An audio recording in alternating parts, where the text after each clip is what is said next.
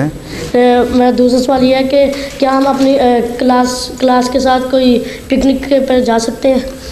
ये पिकनिक पे जा तो सकते हैं, लेकिन माँ बाप को देखना चाहिए कि माहौल कैसा है।